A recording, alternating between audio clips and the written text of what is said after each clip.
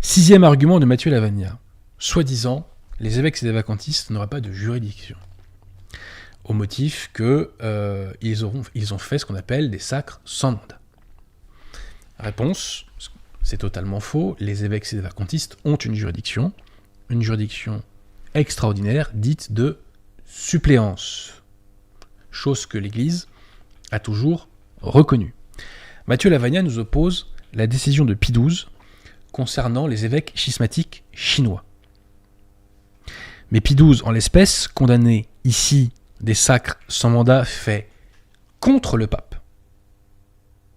Contre le pape. Par des schismatiques qui prétendaient avoir une juridiction ordinaire, alors qu'ils avaient mis en prison les véritables évêques chinois qui avaient une juridiction ordinaire. Donc on n'est pas du tout dans un cas de figure où Pie XII condamne le principe de juridiction extraordinaire, la juridiction de suppléance. C'est totalement faux de faire cet amalgame. Donc je le dis pour que les choses soient claires, l'Église a pratiqué et approuvé des sacres sans mandat faits dans le cadre de juridiction de suppléance. Je répète, l'Église a pratiqué et approuvé des sacres sans mandat faits dans le cadre d'une juridiction de suppléance. Pierre Tirmont, est-ce que vous pouvez afficher, s'il vous plaît, la pièce numéro 4 ?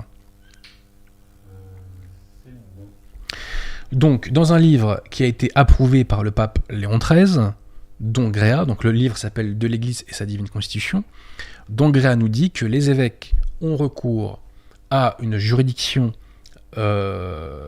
extraordinaire, donc dite de suppléance, lorsque deux conditions sont réunies. Premièrement, lorsque l'ordre habituel des églises est détruit, et c'est ce qu'a fait le Novus Ordo, et deuxièmement, quand il n'y a pas de recours possible au pape.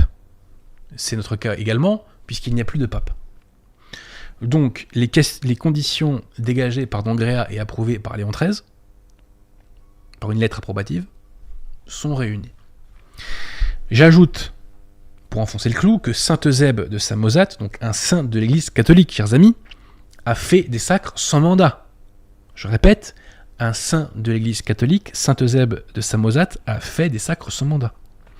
Autre exemple, dans l'interrègne entre la mort de Clémence IV et l'élection de Grégoire X, donc interrègne qui a duré 3 ans, l'Église a fait des sacres sans mandat pontificaux, une fois encore, et notamment en France, puisque à Avranches, Radulfus de Thiéville a été consacré en novembre 1269, à Auxerre, Erardus de Lésine a été consacré en janvier 1271, et au Mans, Geoffridus d'As a été consacré en 1270. L'Église a fait des sacres sans mandat.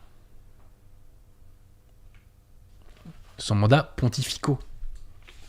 Donc, il n'y a aucun doute quant au fait que l'Église a toujours reconnu le pouvoir de juridiction de suppléance. Et d'ailleurs, j'observe que le révérend père Montrouzier a évoqué le pouvoir de juridiction extraordinaire, donc dite de suppléance, dans la revue théologique à la fin du XIXe siècle, et il n'a jamais eu la moindre sanction pour cela. Donc il existe une juridiction de suppléance, et les conditions actuelles justifient pleinement le recours à cette juridiction de suppléance. Mathieu Lavagna ne connaît pas le sujet dont il parle.